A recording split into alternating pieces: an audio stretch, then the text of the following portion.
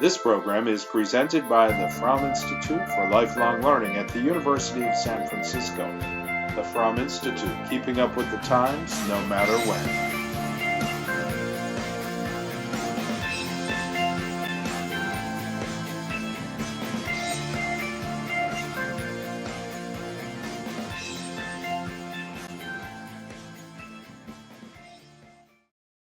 Hi, everyone. Well, you can tell from the screen that today we're going to hang out with the Medici.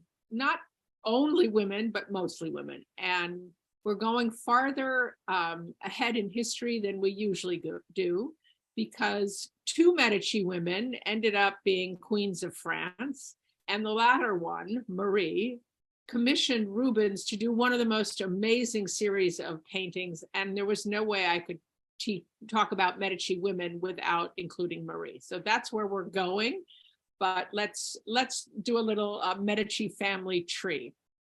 I have to look at this constantly because it's very hard for me to keep all these connections and who's the son or the daughter of whom straight. So if you have trouble, just remember I find it very difficult as well. So I've circled the women that we're going to look at their images. So we're going to very briefly look at Clarice, who might be Clarice, but she also might be her mother, Alfonsina.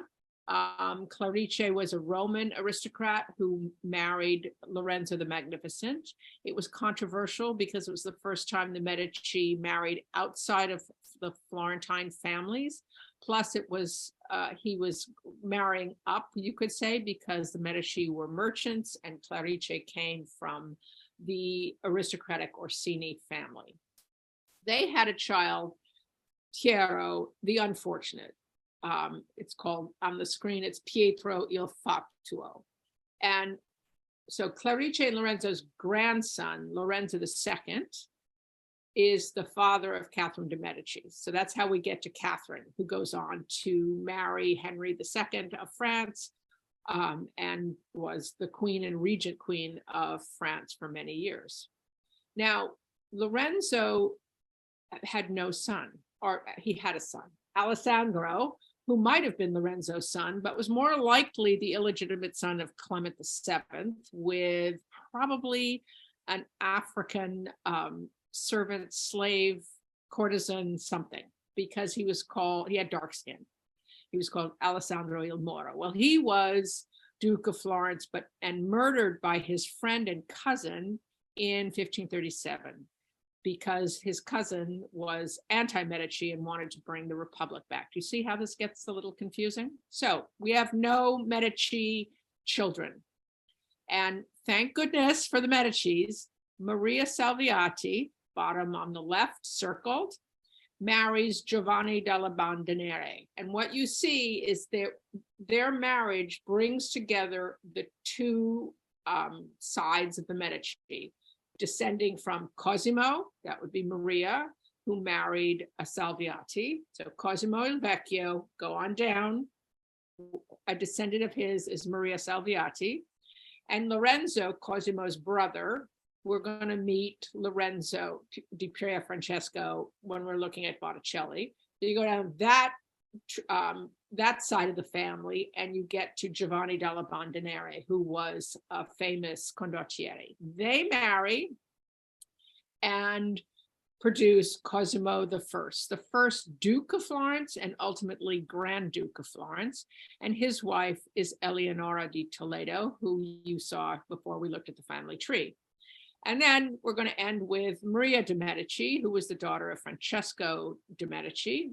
And she married and became Queen of France. We'll get there. I think that's in the second half of the class. All right, so we're just going to look at a couple 15th century portraits just to kind of remind us how portraiture of women began before we enter into a very different world, which is that of state portraiture. And state portraiture is an entity unto itself, because what it does is it makes it very hard to identify people, or more importantly, identify the artist, because these images are much more about power and position than about realism or naturalism. And there you'll see very stiff formal imagery, which was required by courts. But let's look first at these two. I find them fascinating portraits. The Botticelli one, we're always thinking of Botticelli as depicting beautiful women in beautiful, gauzy clothes. Here we have a portrait of a woman, unidentified, from the late 15th century, just the time when Botticelli was working for the Medici, painting Primavera, et cetera, et cetera.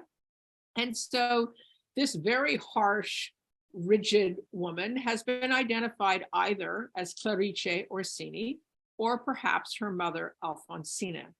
And both of these women were quite extraordinary and might explain the rigidity of this portrait. Not the profile. The profile was an ongoing habit of depicting women, although by the 1480s, women were being turned around. But it keeps them distant. Sometimes it's because it's posthumous. Sometimes it's because of just formality. And this is a private portrait because there's no jewelry. She's got her hair up and in kind of a scarf, which probably indicates that she is married. So let's look at who she might be. If she were Clarice Orsini, wife of Lorenzo the Magnificent, the severity of her depiction would refer to her severely religious state of mind. She was Roman, as I said, and she was not the party girl that Lorenzo was. She stayed pretty much withdrawn and supported convents and was seriously, piously Catholic. But if you look at the coin in the center that also supposedly depicts Clarice, I would submit to you that the portrait on the right looks more like that coin than the portrait on the left. And certainly the portrait on the left has a very distinguished nose, but I have not found any references to Clarice's nose. Maybe you weren't allowed to speak about someone's nose. Alfonsina Orsini was called a virago, which is a very interesting term, praising a woman who is bright and full of spirit as manly. So with the capacity of a man. We might not think that was so complimentary today, but it was considered both unusual and complimentary. So Alfonsina married Piero the Unfortunate. So Alfonsina married the son of Clarice and brought with her an enormous dowry. The Medici were suffering at this point because Lorenzo spent way too much money and needed other bonds with Naples. And so she brought an alliance with Naples, and she was the mother of Lorenzo, the Duke of Urbino, who is the father of Catherine de' Medici. And when Lorenzo or Piero was away fighting battles, because there were constant battles at this time, she was left in charge. And she was also not only ruling over Florence in the absence of her husband, but also she organized the entrance of Leo X. Now, you remember the Medici were expelled in 1494, and Savonarola took over the government, and it became a republic under God.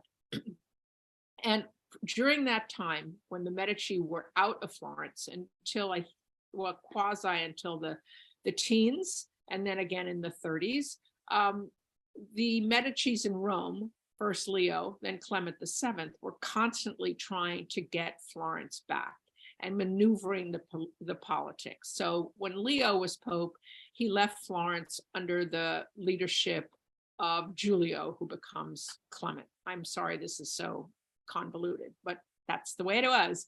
Anyway, so in order to celebrate in 1512 the return of the Medici authority in Florence, Leo staged an enormous entry and celebration with temporary triumphal arches, parades, stucco figures.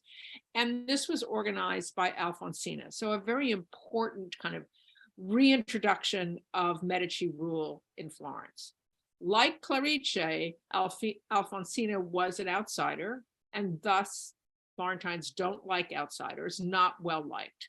So it is possible that the Ghirlandaio on the right is Alfonsina or Clarice. We may never know, but both are portrayed as severe and less the Botticelli, but the Domenico Ghirlandaio shows us a powerful, wealthy woman in control, with a window looking over the landscape, which often refers to authority over the land around. So those are our 15th century examples. Now, I mentioned when we were looking at the family tree, the importance of Maria Salviati. And here is a portrait by Pontormo from about 1539. She was the daughter of Lucrezia de' Medici, who was the daughter of Lorenzo the Magnificent. So she's granddaughter of Lorenzo the Magnificent and married Jacopo Salviati. And then in 1527, she married Giovanni della Bandinere. Obviously, Jacopo had died. So when she was depicted as a bereaved widow, and here, the protector of Giulia. Now, Giulia and her brother Giulio were the orphaned children of Alessandro de' Medici, lower center, who was murdered by his cousin in 1537. And it is pretty much considered that he wasn't the son of Lorenzo, but rather the illegitimate son of Cardinal Giulio de' Medici, later Pope Clement VII. So Maria Salviati is extremely important in this marriage to Giovanni della Bandinere because their son, Cosimo in the lower right, returns the Medici to power in Florence, not as merchants, but now as dukes and grand dukes. What I've discovered and didn't know before was that this painting was lost and not recovered until the late 19th century. And by that time, no one knew who they were, who the artist was. And in fact, the child had been painted out, possibly because they want scholars, art dealers, painting dealers wanted to identify the woman as Vittoria Colonna, who had no children. So the child was painted out. It was acquired by Henry Walters in 1902 and given to the Walters Art Museum in Baltimore. In 1937, it was cleaned, and whoa, guess who appeared? A child who was then identified as Cosimo.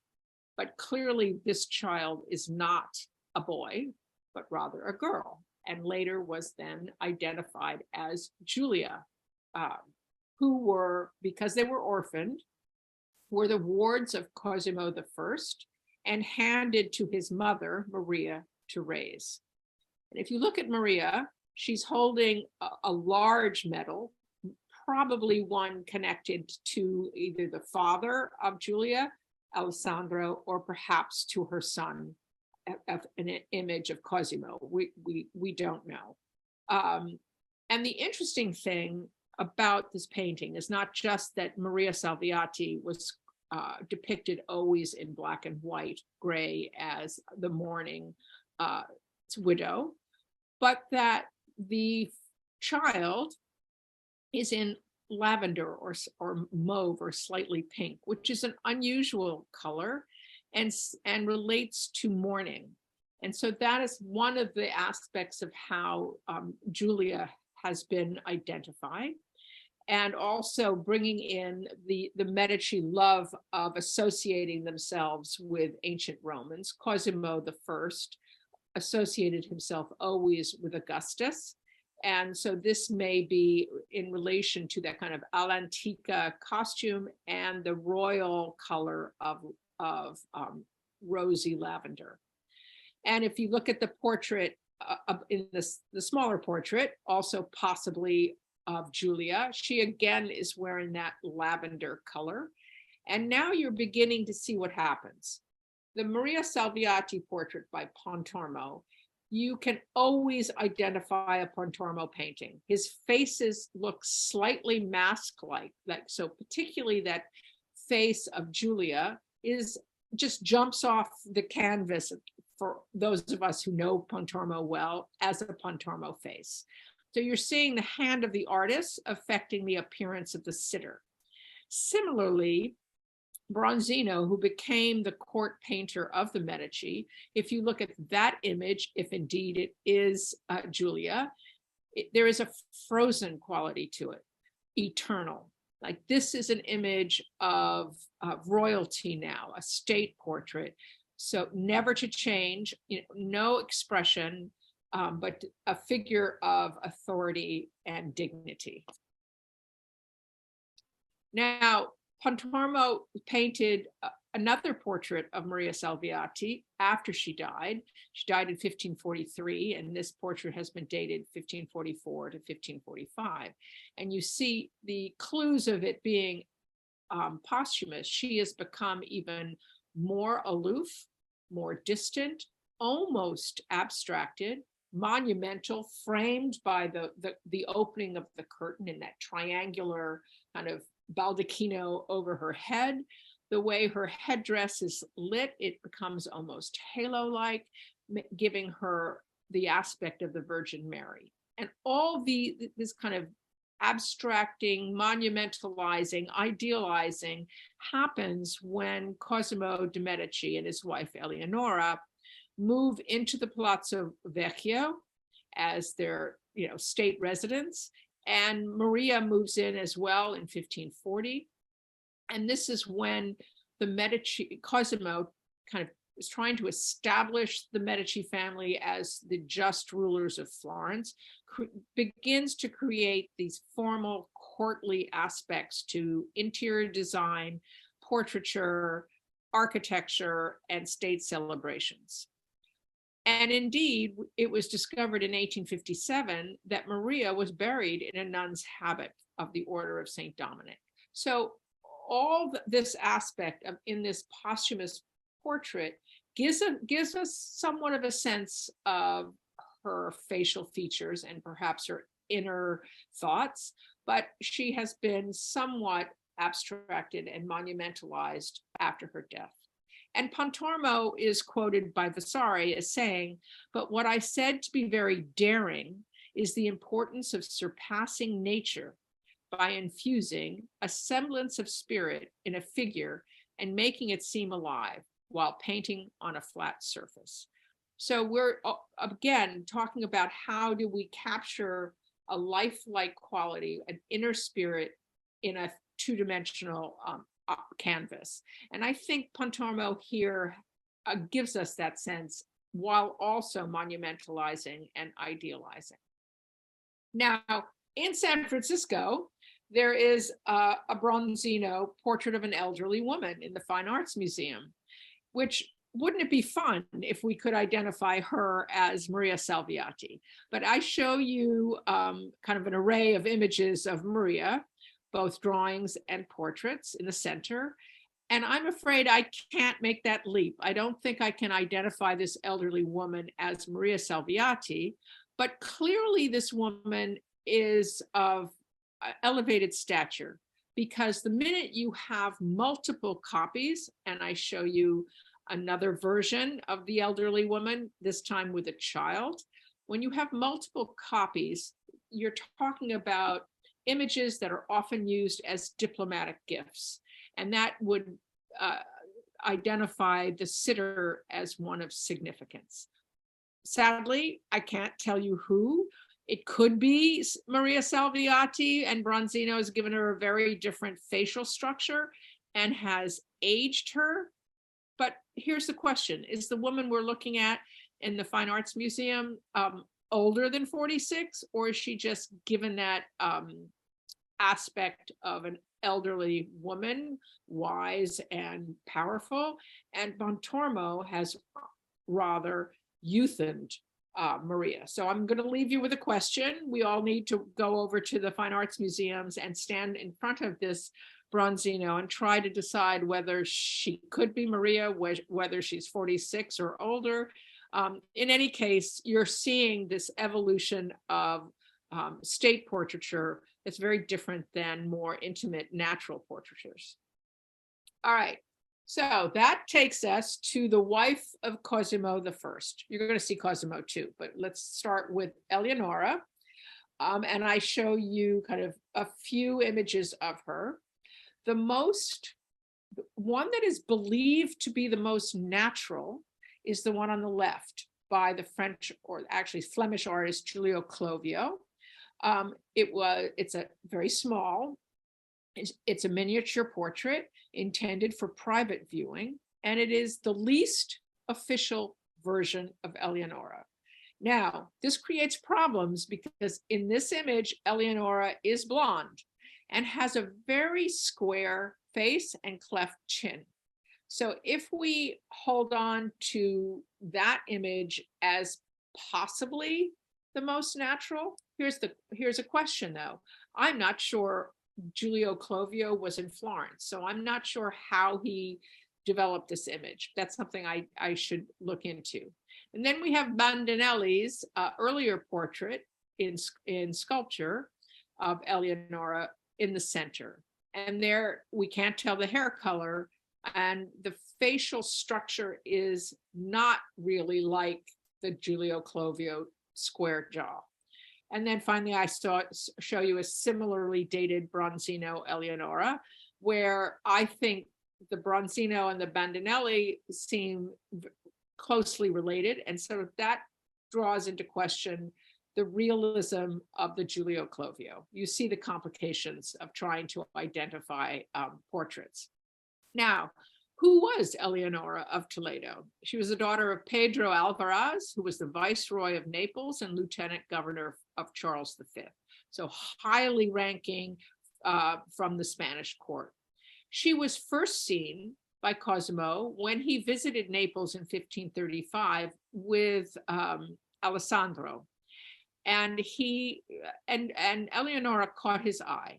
When the time came that he needed a dynastic marriage, he rejected her older sister, who wasn't as smart and wasn't as pretty, and insisted on marrying Eleonora. Now, this is unusual. One, it seems to have been somewhat a marriage based on attraction and love, even though it was a very important dynastic marriage, and that Cosimo had some say over who he was going to marry.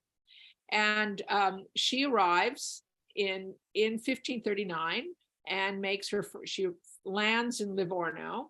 He meets her somewhere between Livorno and Pisa, and in great promenade and parade and opulence, they process first to the Medici Villa, Poggio a Caiana, where they spend the night or a couple of nights before preparing for their grand entrance into Florence. Okay, grand entrance into Florence, where they're married in the church of the Medici Church of San Lorenzo. Now I have to, because I love to show you odd, kind of weird images that are quite extraordinary. So this was in the Medici exhibit at the Met a few years ago, and without question, you stop in front of this image and you go, what in God's name is this? Because this isn't just a classicizing image of a god, because that face looks out at you and stops you in your tracks.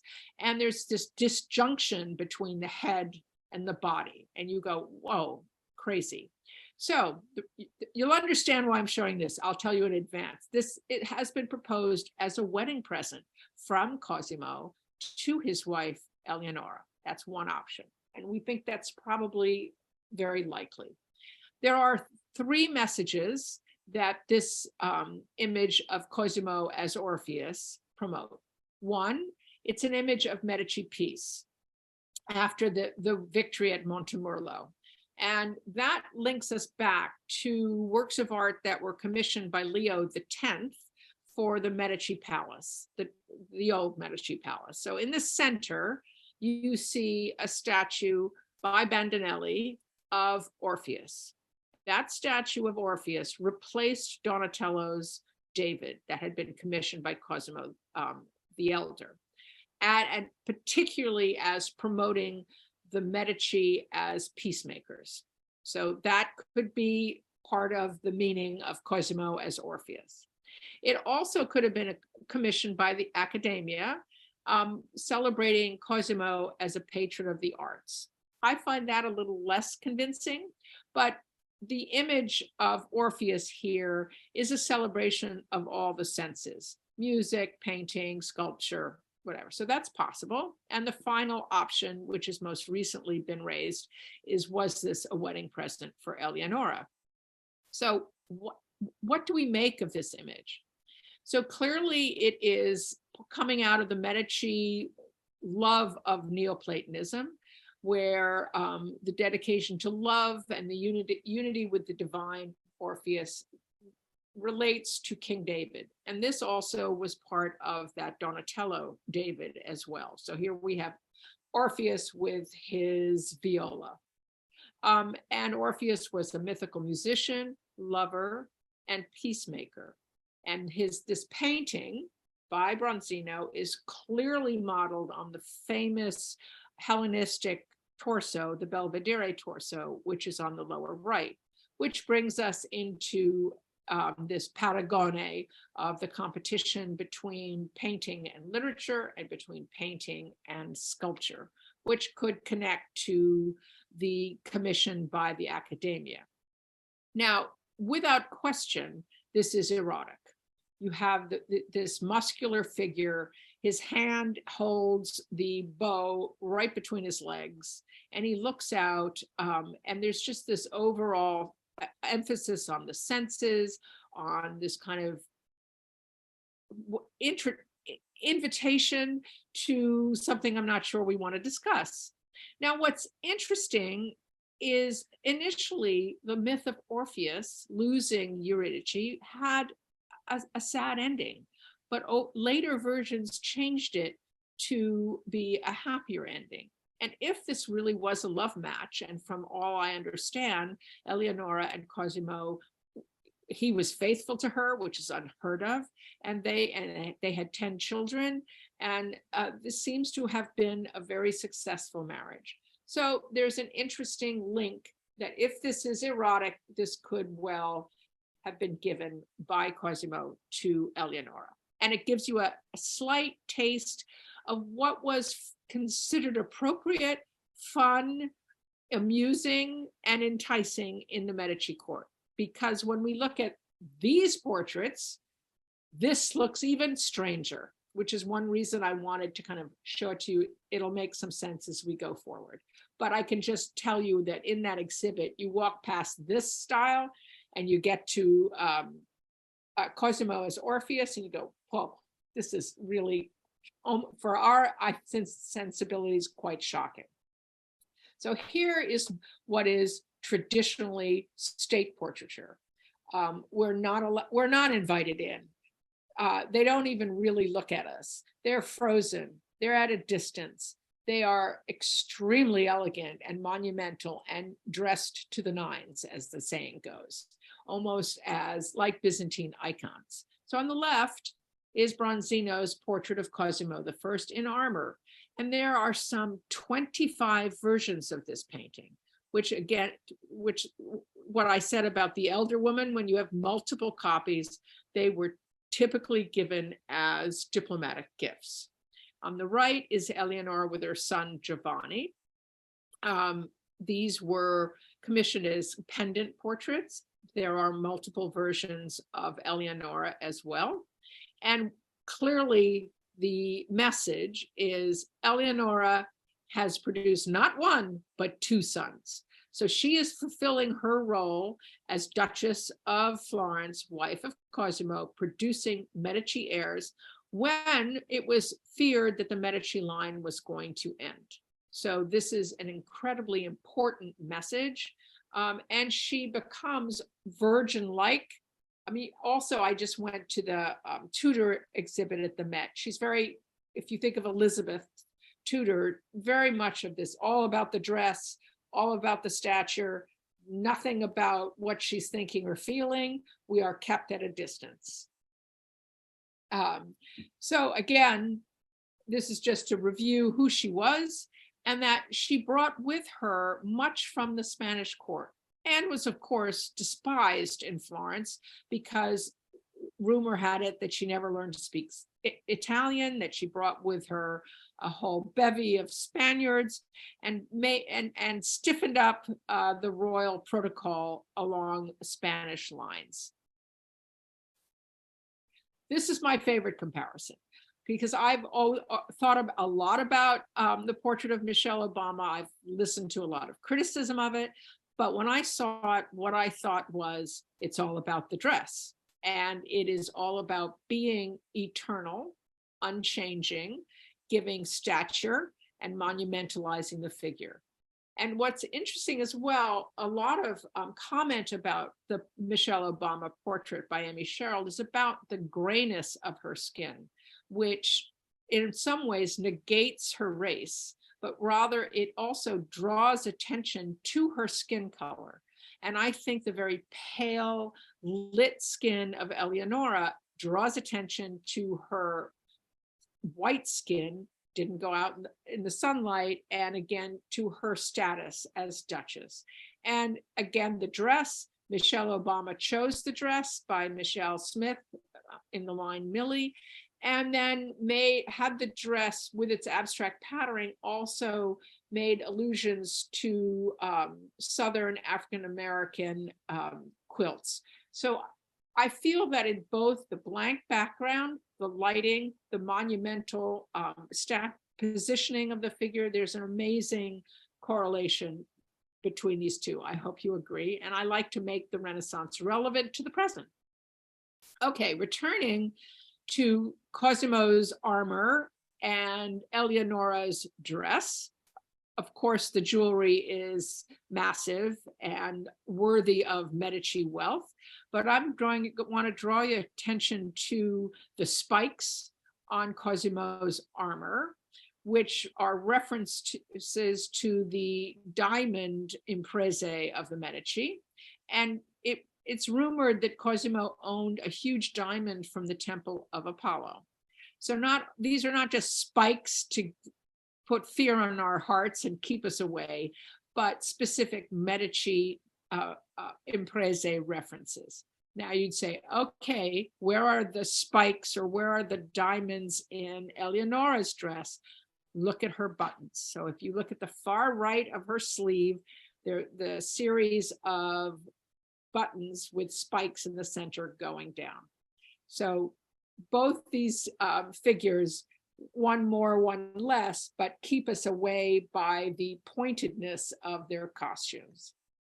And then, of course, the jewels, but the embroidery, the brocade pomegranate on her facade, I could say, really, because you can't really see any breasts in this costume.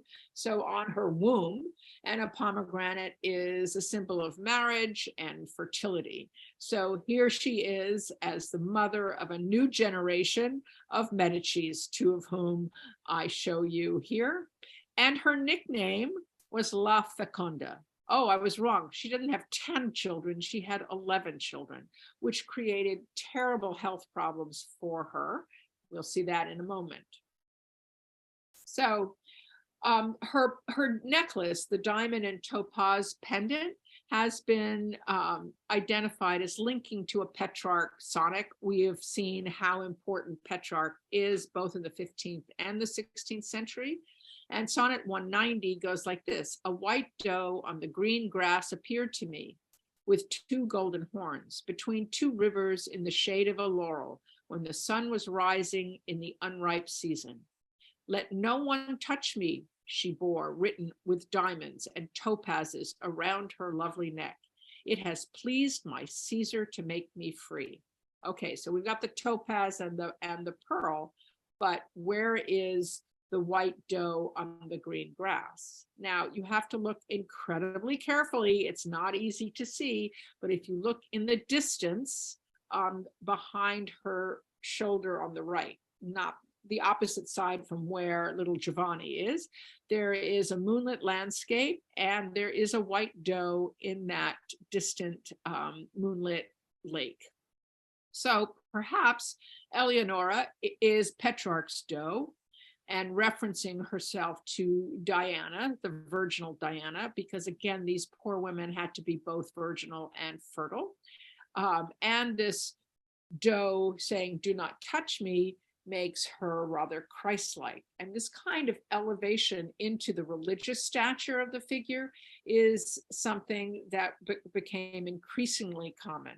And of course, Cosimo was constantly personified as Augustus. So a few more images of Eleonora, I think 4 years later, and this is her son Francesco, and she's getting a little bigger. She's having 11 children, poor thing. She's probably pregnant. She's holding her heart, but in some ways it feels like she's holding her gut. And we'll see that she was, poor thing, not healthy at all. And that green curtain behind her is another reference to La Feconda, her fertility.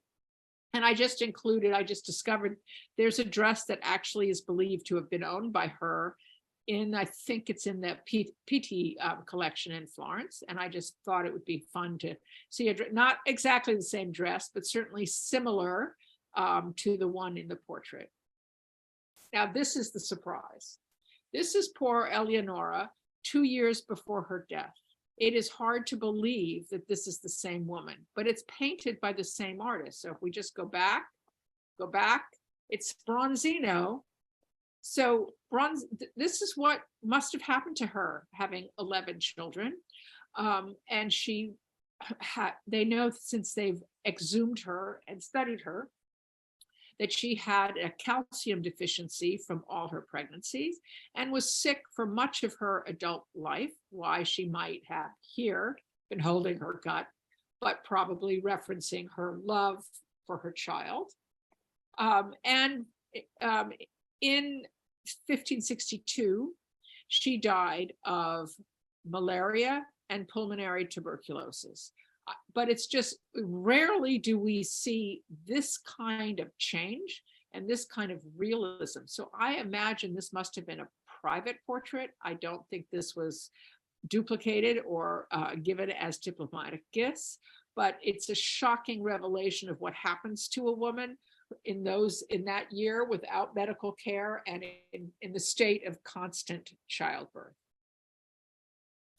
And in reference to this kind of elevating figures, secular figures to religious status, in her chapel, the Chapel of Eleonora in the Palazzo Vecchio, is Bronzino's narrative, The Crossing of the Red Sea. And if you look carefully, Moses seems to be a reference to Cosimo leading his people to the promised land, to peace. And he points to Joshua, which is referencing the birth of his son Francesco in 1541. And my face is hiding it for me, but the dark beard guy in the center in front of the rock it seems to be a portrait of Cosimo's secretary, Pier Francesco Riccio. But I find the most interesting one is if you go behind Moses, and of course there's a reference to the creation of Adam in the Sistine ceiling with the gesture of Moses pointing to his son Joshua with blonde hair. But behind him is a massively pregnant woman here with blonde hair, who has to be a reference to Eleonora La Feconda. It is also a celebration of the Medici victory at the Battle of Montemerlo in 1537, where Cosimo defeated the pro-Republican forces, which was another element in the Cosimo as Orpheus, showing Cosimo as a peacemaker. And in the very upper left is a red flag, which is the sign of the flag of the Strozzis, who were the leaders of the anti-Medici faction. So we have very specific references in this crossing of the Red Sea that brings the Old Testament story to the present, makes the past relevant to the present, which is being done with references to Augustus, references to the Virgin Mary, references to Diana. And just to finish this Medici court with a few other Bronzino portraits to give you a sense of this Bronzino state portraiture formula. We have two possible images of Maria de' Medici. The book I've referenced before, The Marriage Portrait, which I thoroughly enjoyed. So Alfonso d'Este was first engaged to Maria, who died before they were married. She died in 1557, so at the age of 17. He then went on to marry Lucrezia, and the marriage portrait is about their marriage and the portrait painted of Lucrezia. It's fiction, but it was fun. And so possibly the portrait on the left is Maria in 1551, and then a posthumous portrait of Maria with her younger brother, Francesco or Ferdinando. Again, the boy was added later, possibly to give more significant meaning to the portrait. But it's this frozen, iconic style of portraiture that presents a ruler or a figure of authority more than the individual. Okay, now let me look at my watch. Okay, whoa. All right, now we start into really messy history. If you think the Medici in Florence was complicated, let me tell you, the French in this 16th century was an era of chaos. It's the only way I can describe it. So on the left is Raphael's fantastic portrait of Lorenzo de' Medici, the Duke of Urbino, who marries Madeleine de la Tour Auvergne, which is a very important alliance between France and Italy. Remember, the French invaded Italy, so this really was an essential alliance. And I have a quote from a letter to Francis I, King of France, from Francis to Lorenzo upon Lorenzo's becoming the ruler of Florence in 1516. And Francis says, "I intend to help you with all my power.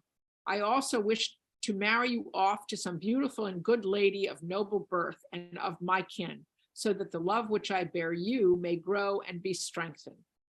He married Madeleine de la Tour d'Auvergne. Their child was Catherine de' Medici. She was born in 1519, right? I mean, her father died, I think, a couple of weeks after, and her mother died right after from puerperal fever. She was first raised by that virago, Alfonsino Orsini, wife of Piero de' Medici, and then by Clarice and Clement VII in Rome.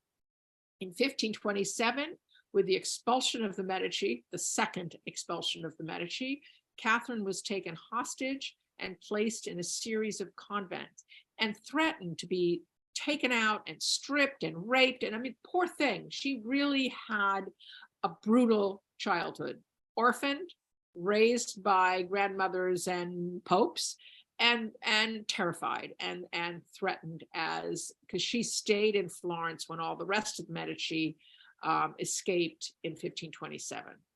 And the 1529 siege of Florence by the troops of Charles V, she was threatened, unbelievably terrified, and finally allowed to go to Rome to join her uncle Clement VII.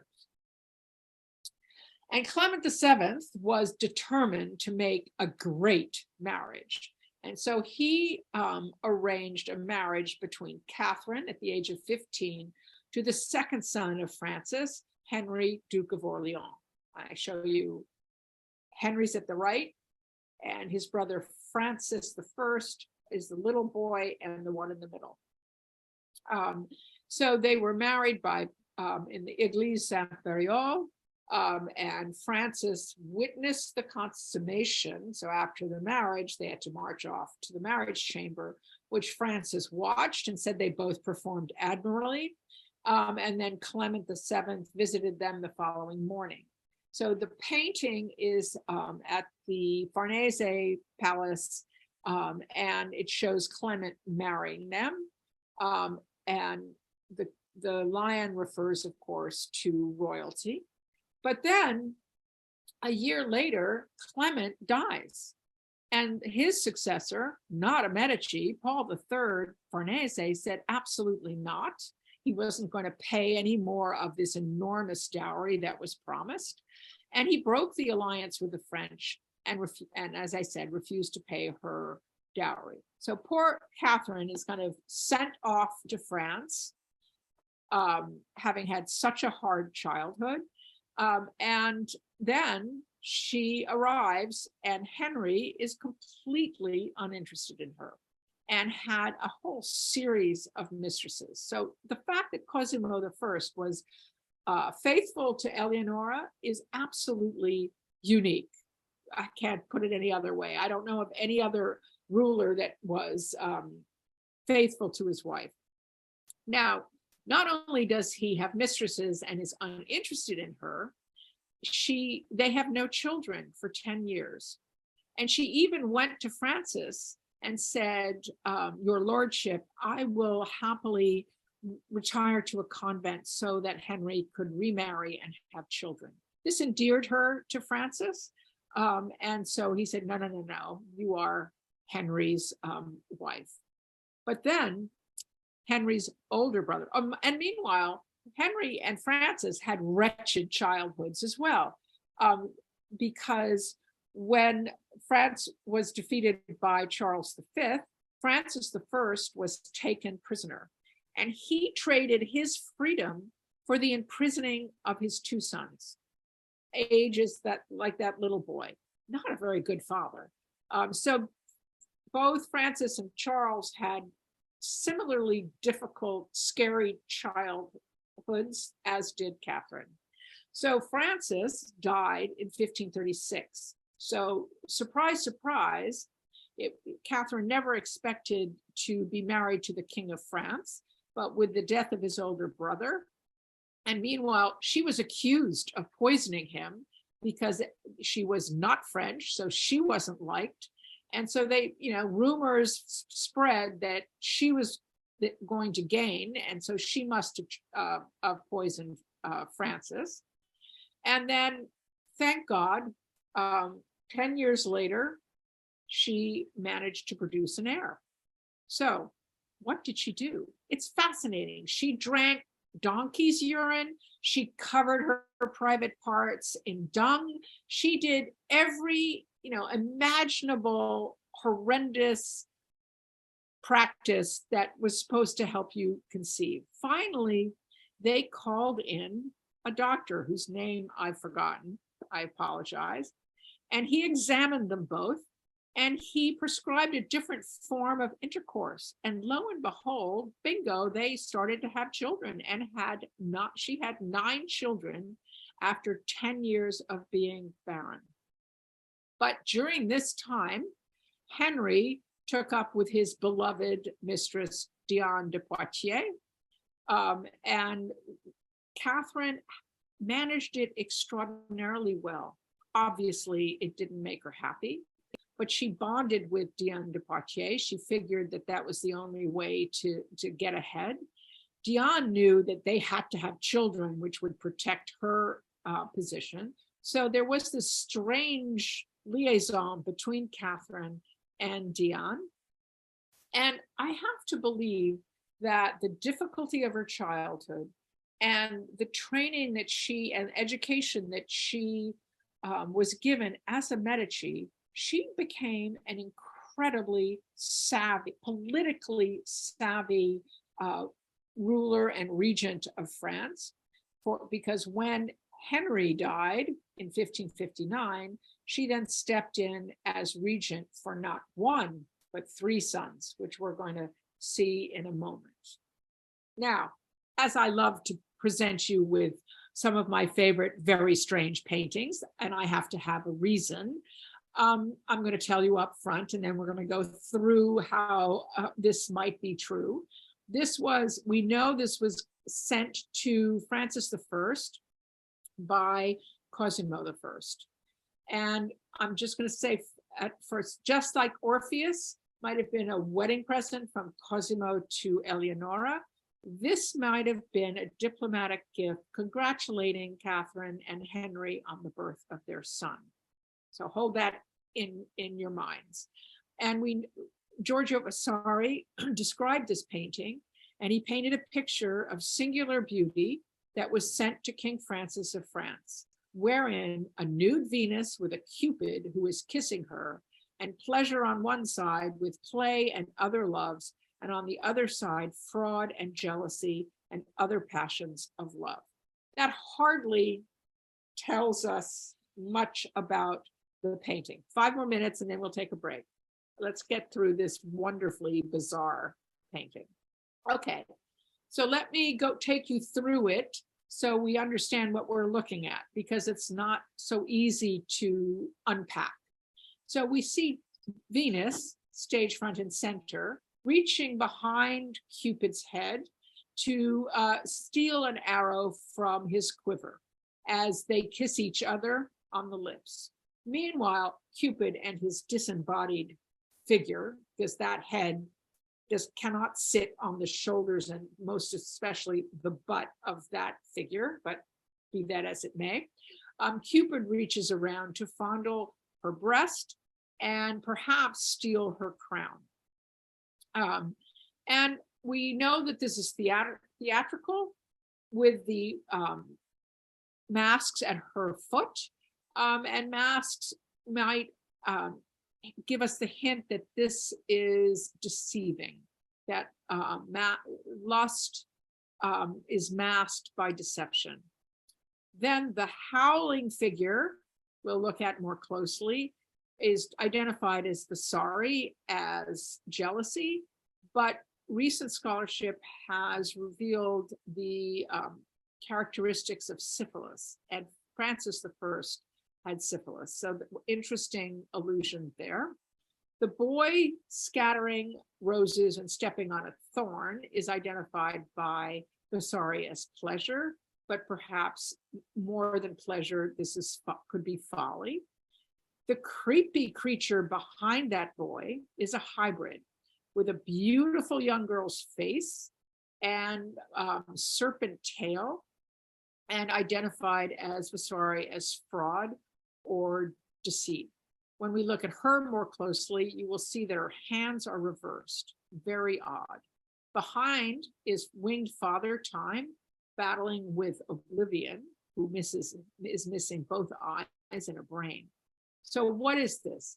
Beauty curbing passion to protect us from jealousy, fraud, and folly, and enabling time to combat oblivion, or the painful consequences of unchaste love presided over by pleasure and deceit.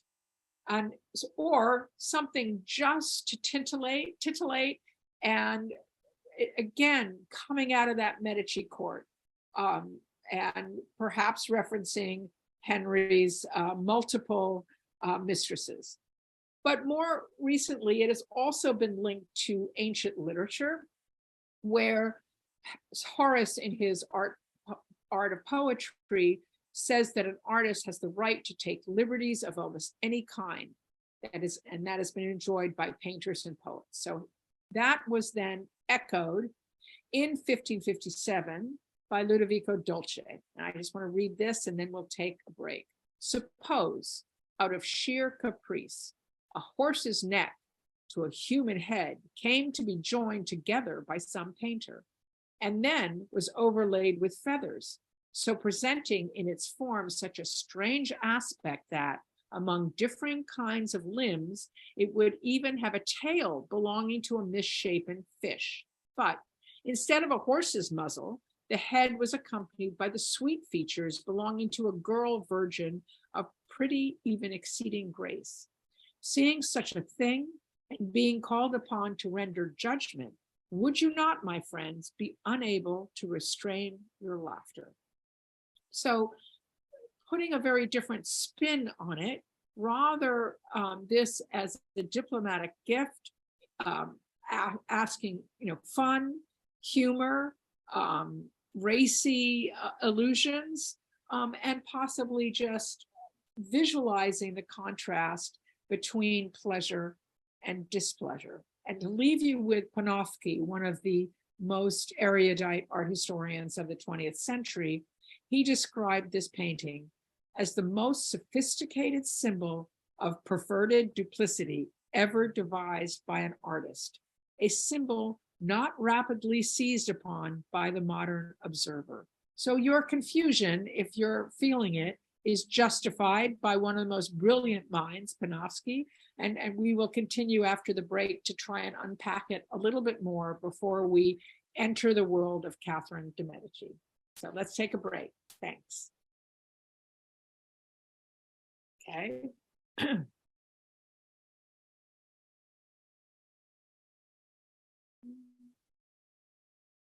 Chat. Okay. All right. I'm going to chat. I hopefully still have a voice and see what the strand of hair on Clarice is interesting. I can't remember anything like it in other portraits. Okay, I'm going to go up to Clarice. Oh, you mean in the forehead here? It is unusual. But Botticelli, remember I showed you, Botticelli did a lot of various hairstyles. I can't say anything more. Just it does draw attention to her hair that is otherwise tightly held under the veil and snood, I guess. Yes, the posthumous Maria by Pontormo looks almost Byzantine. We reference that this court portraiture has many aspects in common with Byzantine icons. And yes, the elongated neck and almond-shaped eyes, absolutely. This is idealism. And remember in our first class, we talked about how women were not supposed to look you straight in the eye, that they're supposed to have downcast eyes. And I think her kind of hooded almond eyes might be a reference to a woman's appropriate downcast eyes. Any possible Eastern iconography influence on Pontormo? I would guess probably, well, there were Byzantine icons that were in Florence for sure, after the Council of Florence, which brought the Emperor Palaeologus, I can never say his name, to Florence in the 1430s. So yes, they were known, but I think they're having similar goals of remote, iconic images of power. So maybe influence, but maybe similar goals.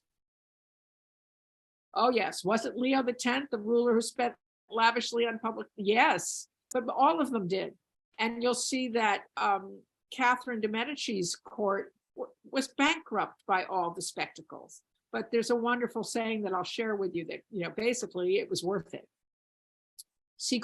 I wanted to see Gluckserudische. Happy ending, right? Yes. So it made more sense for a marriage gift to have a happy ending. So I didn't want to focus on he was forwent all women and whatever. So I think yes. Yes, Bronzino was the court painter of Cosimo de' Medici, Cosimo the First de' Medici. It's all painter, right? Yes, that's the marriage portrait, but he was not the painter of the portrait of Lucrezia. That author, whose name I'm not going to remember right now, picked a very minor artist so that she wouldn't get in trouble with our historians, I imagine. I meant to say employed I'm not sure no, not exclusively, because there are Bronzino portraits of other aristocrats, but primarily, yes, primarily by the Medici court. Okay, great. All right, let's just finish with our viewing of Medici eroticism. So I'm going to show you some images from the court of Francis I and beyond, but let's just finish with Florentine humor. I'm showing you a portrait of Catherine de' Medici, a print, which shows a profile somewhat similar to the profile of Venus in the Bronzino. And there was a whole tradition in the French court of courtly love, but you have to combine that with the Florentine tradition of burlesque poetry, which Cosimo totally embraced. And then if you look at the painting, there are multiple Medici references, most particularly the gold ball that is held in the left hand of Venus. Also, obviously, a reference to the Judgment of Paris, but it's very prominently placed and could be a Medici palla. And this suggestion that Venus is an allegorical portrait of Catherine de' Medici, with this strange attachment of the head to the body, which we saw also with the Bronzino Cosimo as Orpheus, and the references to sculpture in the Orpheus to the Belvedere torso, and in the Bronzino love to that Aphrodite and Diomede from the first century. So just saying, is this possible? It could be, and it makes it somewhat more, I think, almost digestible to give some context to this very odd portrait, very odd image. And Pierre de Bourdet-Brantôme, in his biography of Catherine de' Medici, describes her as a beautiful and most amiable princess. Her bosom was very beautiful, white and full, and her body very white, the flesh beautiful, the skin smooth, as I have heard from several of her ladies. So in 1544, she finally gave birth to her first child, which, thank God, was a male, Francis II de Valois, which was, a huge moment for celebration, not just in France, but also for the Medici in Florence, and possibly inspired Cosimo to send this as a diplomatic gift. So he describes her as white and pure with a full breast, but he also describes her husband, Henry, as of amorous a temperament and greatly liked to make love and to change his loves. And why else do we have Cupid's foot right by two little kissing doves? Because Boccaccio describes doves as Venus's pets who constantly seek the embrace of new lovers. Is this a very subtle or not so subtle reference to Henry II's amorous adventures? And then when we look at that fraud, that beautiful figure in the back, I can't help but think of Bronzino's portrait of Bia de' Medici, who was the illegitimate daughter of Cosimo I before he married Eleonora. So he stopped having affairs once he married Eleonora. She was raised at the Medici court and died at the age of 5. Could Bronzino have used her face as the essence of purity and goodness, concealing the evil, hybrid, beastly body that is attached somewhat strangely to this beautiful face that looks out at us? So again, I reference Horace about making these very strange inventions is the right of poets and painters. And in Ariosto, in Orlando Furioso, he describes fraud as having a pleasing face, a humble gaze, of grave demeanor, grave in speech as well, and modest in her dress, beyond all praise. She might have been the angel Gabriel, and yet deformed and ugly in all ways her body is, with which ample skirts conceal, while under them she clutches at her hip a dagger which is poisoned at the tip.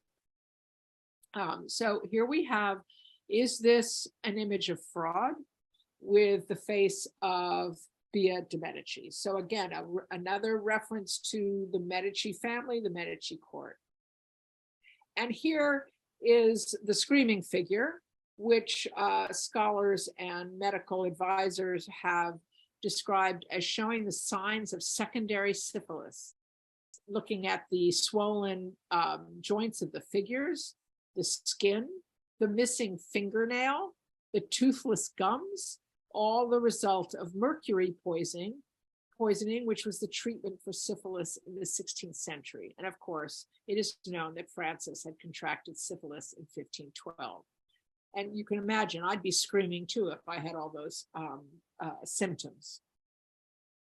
And then very difficult to see when you're looking at the whole painting. You see this thorn coming through the foot of pleasure or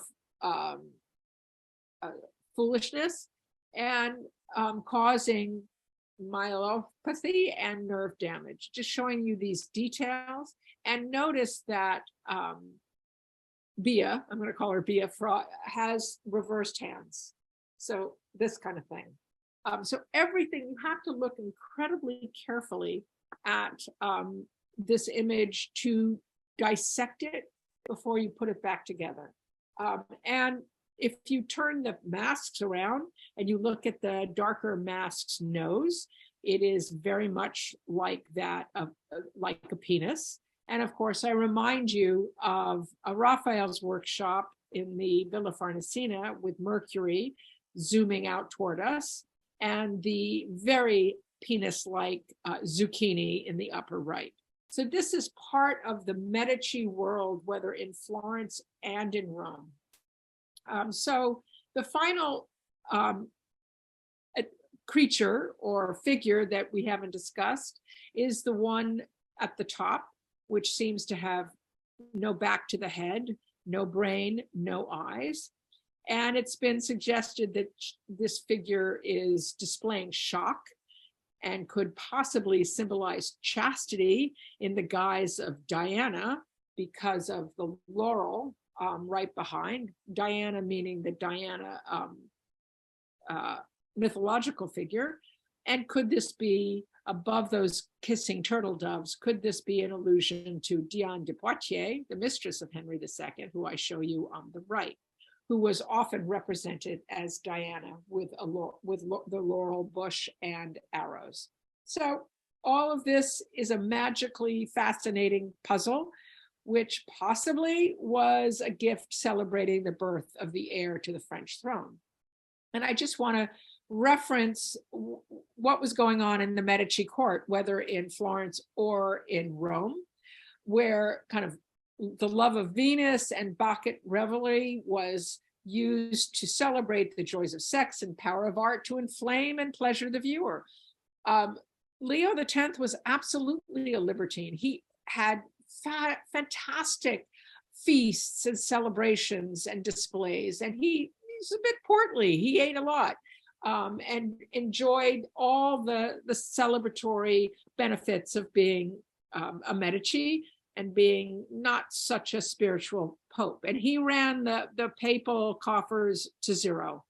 And it has, bronze. I show you several other Bronzino images of Venus, Cupid, and the Satyr commissioned by Alamanno and Jacopo di Alamanno Salviati, who was an uncle of Cosimo and confidant of Cosimo and Eleonora. And his father was a high-ranking official in the courts of Leo X and Clement VII. So I'm just dazzle your eyes with these blatantly erotic images of Venus, Cupid kissing, Satyr discovering. There is probably lots of homoeroticism. You've got a lot of bottoms being displayed, which was also true in the case of Raphael's Villa Farnesina.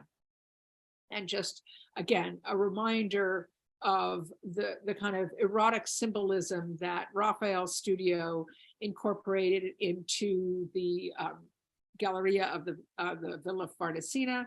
And if we look at the Bronzino of the reclining Venus, the motto of the Accademia del Piano's motto was happy drinkers. I think everybody's been drinking.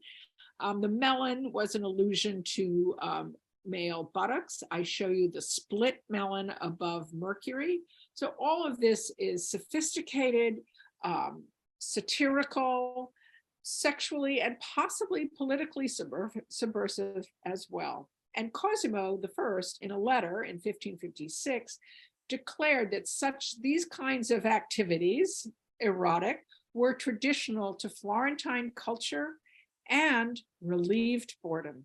So this is the internet for the Medicis in Italy and France. Okay, before we look at what Catherine de' Medici commissioned in her life, let me introduce you to Diane de Poitiers, who was extremely well educated, read both Latin and Greek, and married at the age of 15, the grandson of King Charles VII, who was 39 years older than she was. He died not so long after, in 1531, after which she, like Maria Salviati, wore black and white, kind of a symbol of the dark and the bright side of the moon. And she became Henry's mistress in 1534. He was 16, she was 34. She was the second cousin of Catherine de' Medici, interestingly enough. Now, when she became Henry's mistress, Henry really gave the finger, to be rude, to his wife, Catherine, because he gave Diane the most beautiful chateau, the Chateau of Chenonceau. And believe me, when Henry died, Catherine took it right back and exiled Diane. We're not going to look at the evolution of that chateau. That's a whole nother class. Maybe we'll do that in the future. But I just show you a variety of images of Diane de Poitiers in her black and white, in a formal portrait, both in color pencil and in paint. But there she is as an allegory of peace, with a turtle dove above her, with her bare breasts, or as Diana the Huntress, both in sculpture and in paint.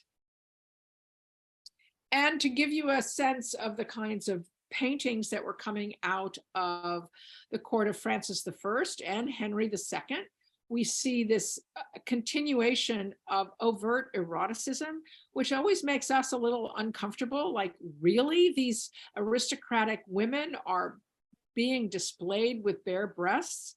But it seems to be part of this Petrarchian chivalric poetry that celebrates a lady's grace as she rises and bathes and makes her toilette. And so I show you the school of Fontainebleau, possibly Diane de Poitiers, although I didn't think she had red hair. But again, the mirror as an attribute of Venus, she's surrounded by metaphors for her beauty, and her dressing table becomes almost a kind of secular altar. And the seminal image that inspired all these others seems to be the one in the center. Francois Clouet's Lady at Her Bath, again, possibly Diane de Poitiers, or even more surprisingly, Mary, Queen of Scots, who was married to Catherine's first son, Francis. That's when history gets very complicated. I can recommend a new book by a woman, nonfiction, by Estelle Paranque, Paranque, and it's called Blood, Fire, and Gold. And it's really well written and fun to read. And it's basically about Catherine de' Medici and Elizabeth Tudor. And I discovered a lot that I didn't know. And of course, it includes Mary, Queen of Scots and her death as well. So the reason it's been questioned that it's Diane de Poitiers, there are no references to Diana, the goddess. And it seems more likely perhaps to be Mary, Queen of Scots. There is a reference to fertility. Of course, she never had any children. Or no, she had James. And then this fascinating inside image with the drawn curtains, the figure, the servants in the back. Notice there's a white unicorn. What we've looked at was a Farnese symbol. So maybe scholars have completely misidentified this woman. Certainly fertility is referenced, and both by the fruit and by the suckling baby. And I show you one of Leonardo's school's most creepy image, the Mona Vana, which seems to be the source for all of these images. And then in the lower right image, the School of Fontainebleau portrait of Gabrielle d'Estrées and one of her sisters, that very strange gesture of the sister pinching the nipple of Gabrielle seems to be an allusion to pregnancy and fertility and lactation. But what I come away with, since I really haven't studied the School of Fontainebleau, I just come away with, we are living in an incredibly erotic time. So with all the court formalism, behind the scenes, all sorts of things are going on. And all that is referenced by these images. All right, Catherine. I would not have wanted to be Catherine. She had a tough life and was constantly criticized, constantly watched, everything she did. She was first, married off. He didn't like her. She, did everything she could to conceive. She was widowed at 40. And she spent the rest of her life making sure that her sons were in power and their authority was respected. And she also constantly sought peace. So I've become quite a fan of Catherine de' Medici. I think she had extraordinary political savvy and skill, even though she was maligned constantly. The British called her the French Jezebel because she stood up to Elizabeth I. She tried to marry two of her sons to Elizabeth and got close, although we all know Elizabeth was never going to get married. And she was queen and regent at a time, and again, I have not studied French history. I was appalled by the latter half of the 16th century in France. It was absolutely bloody and vicious, all because of religion. One really does have to wonder how religion causes so much bloodshed and turmoil. Massacres. Catherine kept trying to make peace with the Huguenots. It didn't work. And then when her son Charles was declared king, she had a bit less power. He was older and he started to stand up for himself. And he wanted to make peace with the Huguenots. It just never worked. And Spain was mucking about in there as well. And in 1572, the famous St. Bartholomew's Day massacre occurred 5 days after the celebration of the marriage of her daughter, Margaret of Valois, to Henry of Navarre, where she had invited both Catholics and Protestants to join together. And what resulted was one of the bloodiest massacres ever. And poor thing, she was blamed for it. So there's a lot I highly recommend Blood, Fire, and Gold because I cannot do justice to the extraordinary time that she lived and survived. So the fact that she survived and maintained power is really a praise of her diplomacy and political skill. So she arrives and she has to show herself as powerful, and you can't even imagine a more powerful dress. Every inch of it is covered in gold, pearls, ermine, feathers, everything. Here is the dress says it all. Sadly, the images around her are not very interesting, so we're going to get to what she commissioned in a moment. So I just need to alert you to how Henry died. It was during a 3-day tournament celebrating the marriage of his daughter Elizabeth to Philip II of Spain, a hugely important diplomatic liaison. He rode in the tournament, in the joust, wearing not Catherine's colors, but the colors of Diane de Poitiers, and she sat in the royal box holding his handkerchief right next to Catherine de' Medici. And in the first joust, he was almost knocked off by his personal bodyguard. And the bodyguard goes, I don't know, basta, right? And Henry goes, absolutely not. We need to have another bout. And that was a mistake on Henry's part. And actually, Catherine had been warned by astrologers to whom she turned a lot that warned her that, I have to drink, hold on, sorry. that warned her Henry was going to be killed in this kind of a situation.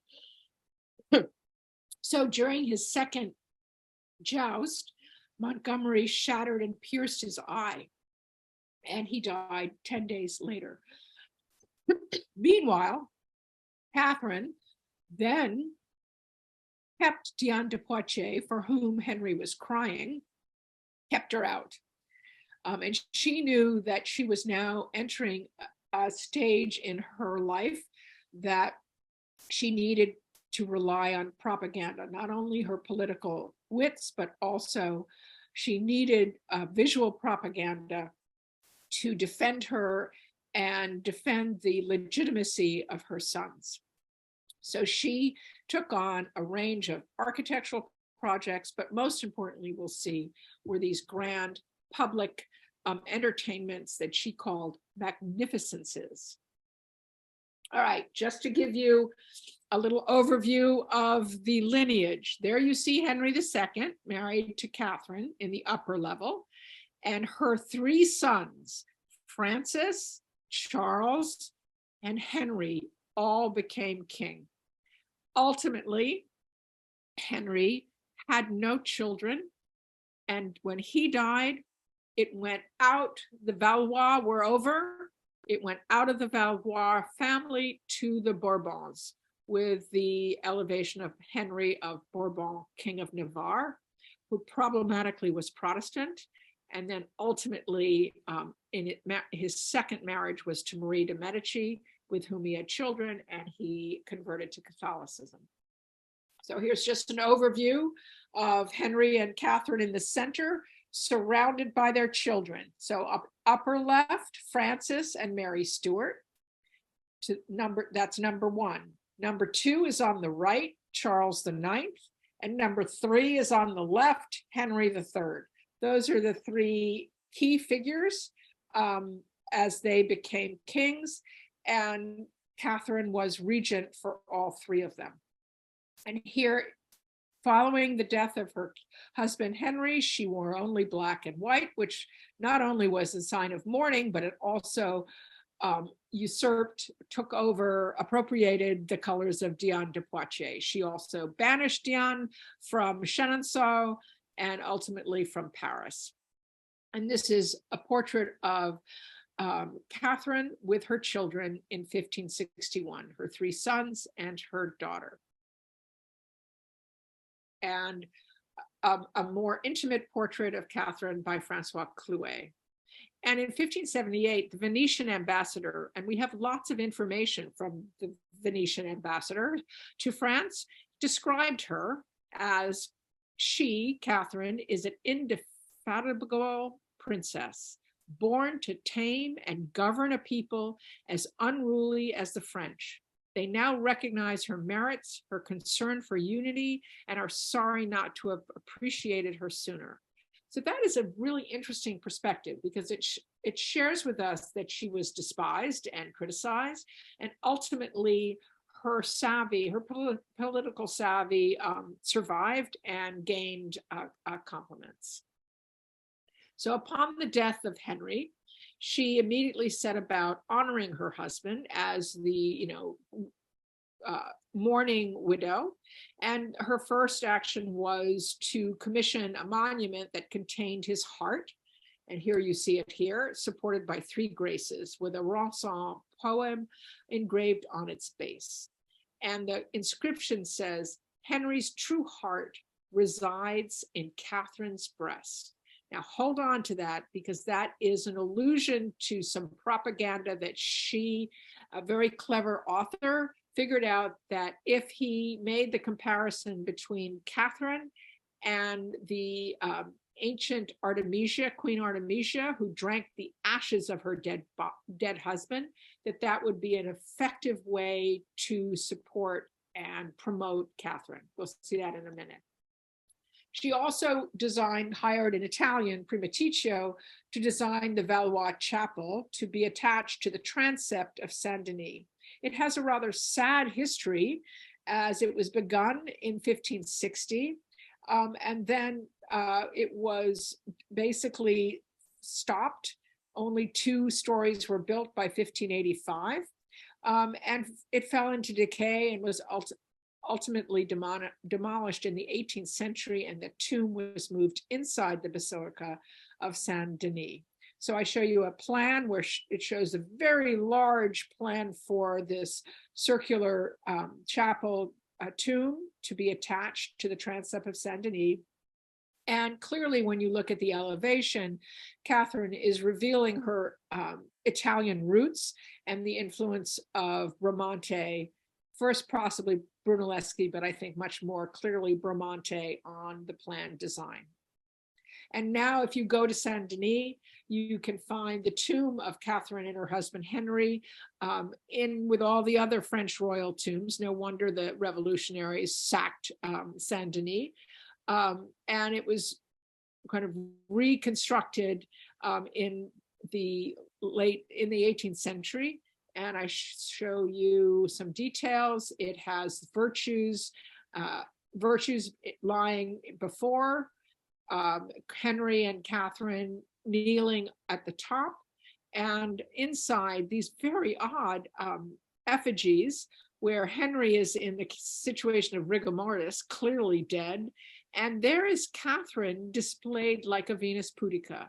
And I think this might be her justification of her. She hung in there. She had all those children. She kicked out Diane de Poitiers. So she is truly the goddess of love, Venus. And Diana was sent out to hunt. Okay, this is one of my favorite quotes of the Renaissance ethos. No matter how bad things were, an awe-inspiring show must be put on. So yeah, that's what these royals are doing. They're emptying the coffers for great display. And in fact, several times Catherine and one of her sons would go all around France with these magnificences, with the tapestries I'm going to show you, really justifying and making visible the Valois dynasty. And I love this poem from 1573 by Ronson. The queen must cease building. Her line must stop swallowing our wealth.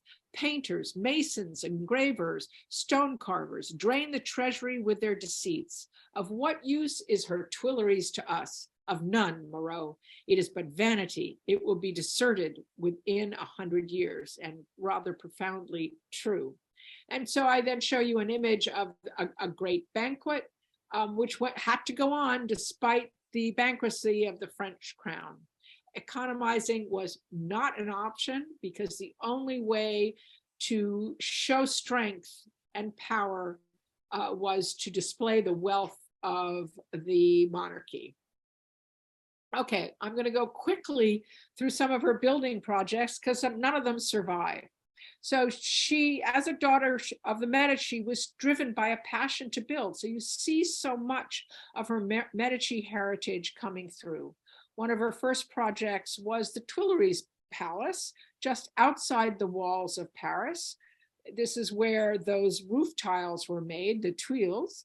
And she moved into the Louvre after the death of Henry, but then planned a new residence for herself nearby. Sadly, it was abandoned and pillaged in the war between the Catholics and the Protestants and never was completed. She also, during her later years, took up residence in the Hotel de la Reine, which is now known as the Hotel de Soissons. In fact, she abandoned the Tuileries in 1572 and commenced the construction of a Hotel de la Reine. Possibly, again, this shows she was very superstitious because of an astrological prediction that she would die near Saint-Germain. When she was dying at the Chateau de Blois, the priest's name was Julien de Saint-Germain. So she did, in fact, die near Saint-Germain. So fascinating that all of her astrological concerns, which really obsessions, some of them came true. All that remains of the Hotel de la Reine de Soissons is this column called the Medici column, which has an interior stair possibly to climb up for astrological observations. And again, I show you more images of great spectacles, but part of my love is ballet. And she was actually the one who developed the ballet de coeur, which she was obsessed with choreography. And the image on the left is the Ballet Comique de la Rogne, which went on for 5. Okay, I'm not going to go through all of her sons. I show them here. Francis, there with Mary, ascended the throne in 1559. He died a year later in 1560. He was succeeded by his brother Charles IX, aged 10, who died in 1574. She stepped in as regent, but then he became old enough and he took over a bit more. In 1574, Charles was succeeded by Henry III, who at that moment had already been made King of Poland. He gave up being King of Poland to be King of France. He married Louise of Lorraine, Vaudemont, had no children, reigned during incredible religious turmoil, including what is called the War of the Three Henrys, and was murdered. No, he murdered Henry I of Duc de Guise. The Guise were really problematic relatives. They were passionately Catholic and made it almost impossible to find harmony between the Catholics and the Huguenots. Catherine died in 1589, and Henry, her son Henry III, was assassinated in 1589. So it's a mess. You better promote it somehow. And we're going to be looking at 2 series of tapestries. I'm going to have to go through them a little bit more quickly. This one, called the Valois Tapestries, was probably commissioned by Catherine for her granddaughter, Christina of Lorraine, as a wedding present. And it is based on designs by Antoine Caron and possibly portraits by Francois Clouet.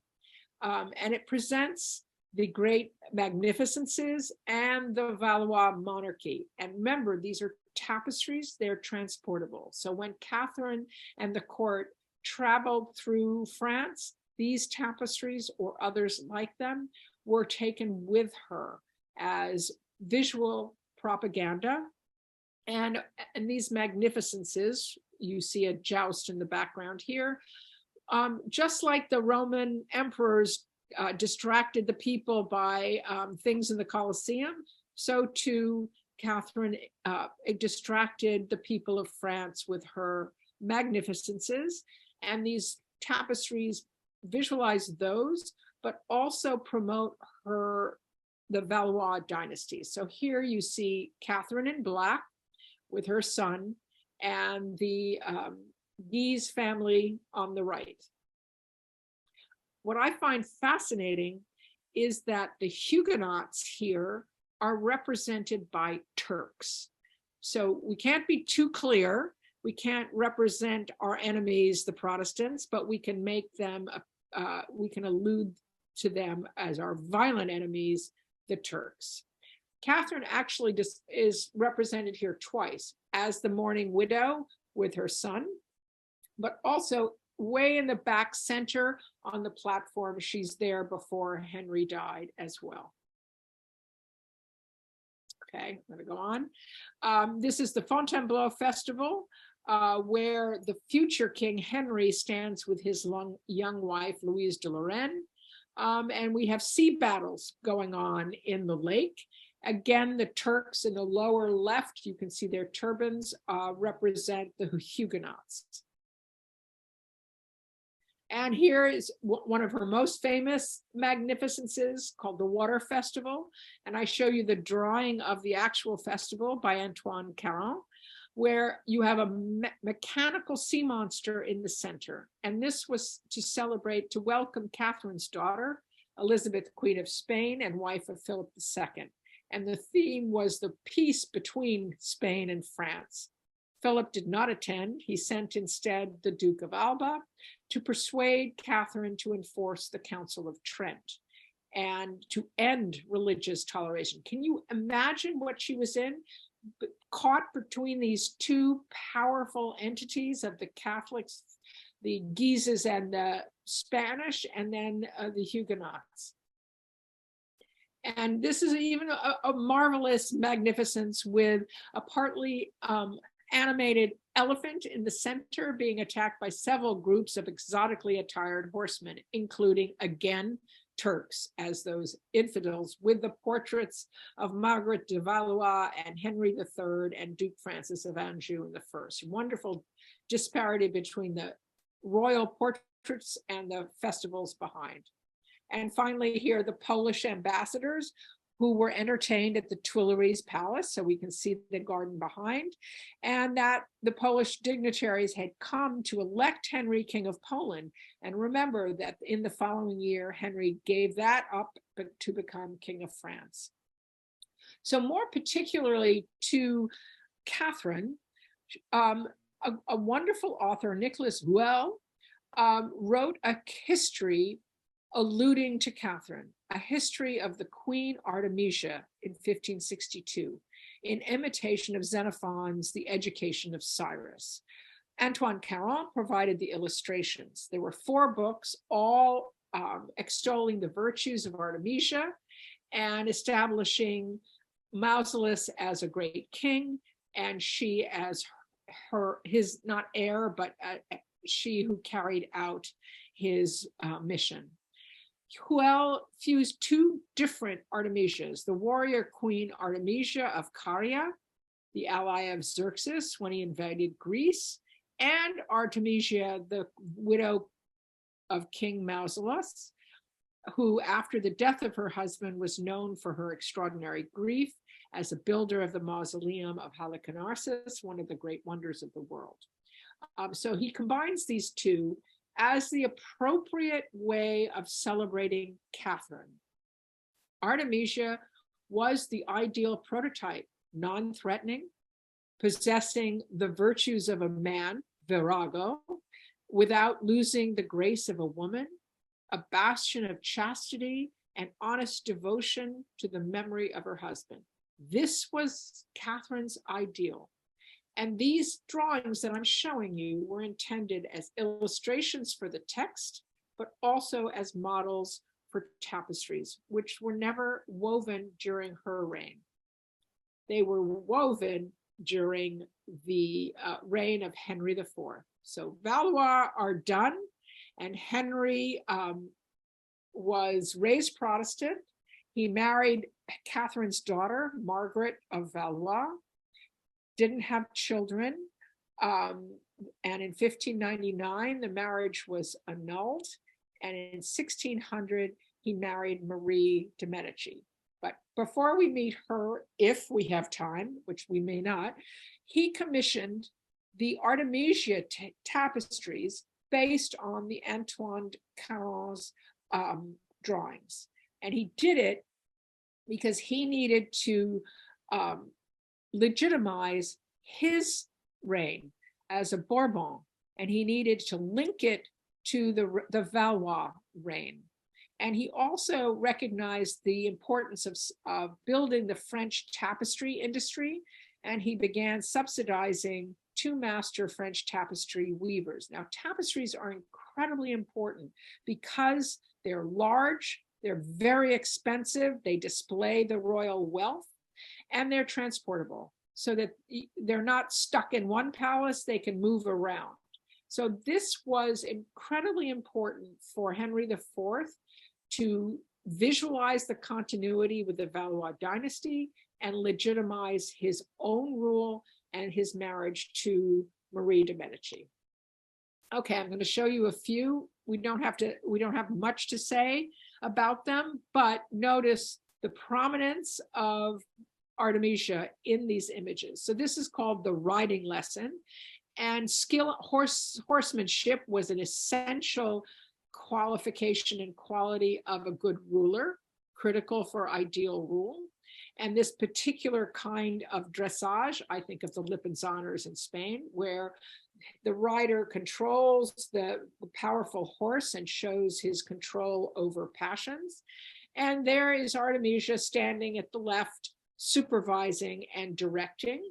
And that column is modeled on the one from Delphi, from the Hippodrome in Constantinople, which was then taken to the Colosseum, and which you see referenced in the back. So and there, of course, is Hercules standing, overseeing everything. Oh, and I want to show you, it's kind of hidden for me, but there is a painting also by Porbos of Henry IV as Hercules. So in order to portray his power and ability to overcome all obstacles, we call on Hercules.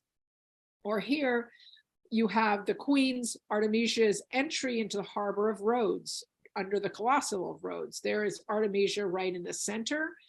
Here she is active, not just a viewer. She is an active participant. She's emulating Elizabeth I. And if you read Blood, Fire, and Gold, you'll know about the relationship between Catherine and Elizabeth. And her son holds the ship rudder. But what's most interesting is that the left is a rusticated tower, which is not at Rhodes, but rather is an image of a fortress at La Rochelle, which was the Protestant stronghold. So here we see an image of Catherine as Artemisia taking Rhodes, which is really taking La Rochelle. And here she is handing out benefices. Again, she's active in power. She rewards those who serve her. And here, handing over the book and the sword to soldiers. Again, she is the benefice, and her son is her participant. Okay, now, unfortunately, it is 11:45, and we haven't gotten to Marie de Medici. So let me see if I can figure out a way to bring Marie de Medici into the next lecture, which I think is Gods and Goddesses and Heroes. So I could consider Marie as a heroine. So maybe I'll figure out how I can at least introduce you to Marie de Medici and her incredible series of paintings by Rubens, which rewrites the history of her, because like her cousin Catherine, she ruled over unbelievable religious dissension and court intrigue, and yet she survived. And she rewrote history visually in this monumental series of 24 paintings by Rubens. So let me end sharing and look at chats, because I see, if I can, that there are some chats. Okay, oh no, they were not Gobelin. Okay, hold on. Okay, yes. Can't really see any not homoeroticism in Gabrielle, but that pinching of the nipple seems to be a reference to lactation and pregnancy. I don't know. I'm going to think about that more, because it seems like a very odd gesture. But I just want to remind you that Henry II would sit there with Diane de Poitiers on his lap, fondling each other. I mean, there was no shame in the French court. So our propriety didn't seem to be respected in 16th century France. Oh, the title of the book about Catherine and Elizabeth is called Blood, Fire, and Gold. And the author is Estelle Paranque. Paranque. But if you look up Blood, Fire, and Gold, you'll get it. It's fun to read.